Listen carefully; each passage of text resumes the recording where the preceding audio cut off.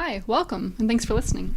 This podcast, featuring artwork from the Indiana University Art Museum, is centered on the theme of the cosmos. So what are the cosmos? It's everything from the smallest subatomic particle to the largest supermassive black hole and all that lies in between. But usually when people talk about the cosmos, they're talking about everything beyond Earth. Oh, so like the moon, the sun, the stars, other planets? Exactly. Although we know more than ever about these things, people of other places and times also had a concept of the cosmos. Many creation stories involve gods coming to Earth from the heavens, and before modern light pollution, the stars and vastness of space were more visible to the naked eye. Well, I can think of quite a few pieces at the IU Art Museum that relate to the cosmos, but we should probably stick to just a few.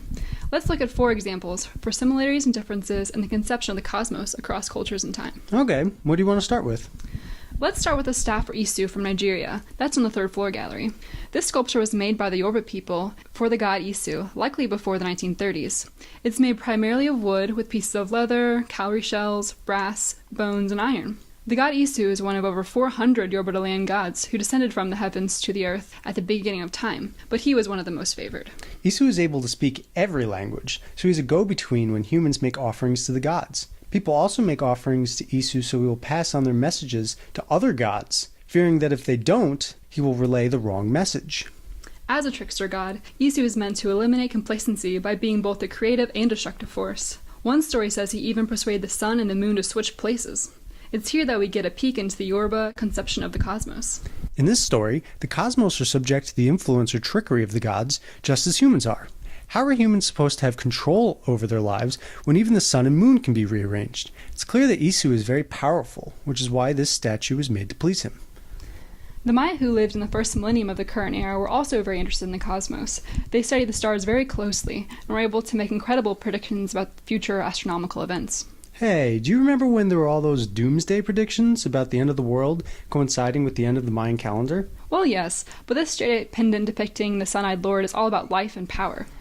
The Mayans had a great reverence for the sun because of its life-giving properties, and this small pendant made of a type of rare stone is evidence of this relationship with the cosmos. The sun god ensured the sun would rise each morning from the underworld to provide energy for life. Mayan rulers used this image, like the one on this pendant, frequently, because the sun was considered the supernatural patron of warriors and rulers. Some rulers even took on the name or persona of the sun-eyed god, claiming they were the one who kept the sun moving.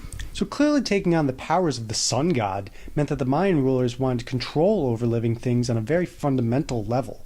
Acknowledging the life-giving power of the sun and basing their concept of time on the consistent patterns of stars in the night sky, it seems that the Mayans considered the cosmos the source of life and stability.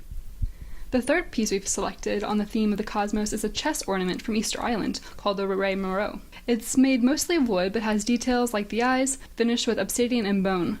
Rey Moreau were worn mostly by women during ceremonies and festivals to show their authority. The moon-shaped ornament is believed to represent either gods holding the sky above the earth, or simply the shape of the crescent moon. The moon was a popular motif in Easter Island art and elsewhere in Polynesia, where time was kept based on lunar phases.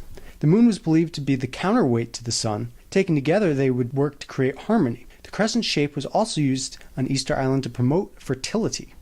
Although there are still a lot of things we don't know about the traditions of Easter Island, which only came into contact with Europeans in the 18th century, it seems safe to say that the moon was considered very relevant to their daily lives.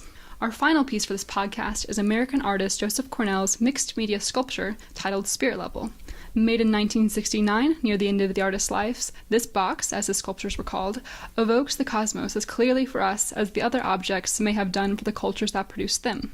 In Cornell's box is a map of the solar system, but there are other less overt symbols of the cosmos as well. The yellow spheres, the marbles and cork ball, stand in for the sun and stars, while the starfish, sand, and driftwood reference the moon's effect on the tides. These references to the cosmos reoccur in Cornell's work across the span of his career.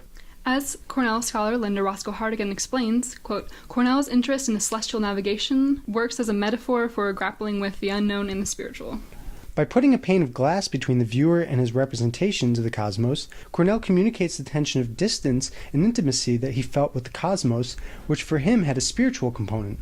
It seems like all 4 of these pieces we looked at today connect the cosmos to spirituality. That's true. I guess contemplating something like the cosmos, which is so much bigger and enduring than ourselves, causes similar sentiments across time and cultures and leads to some interesting artwork.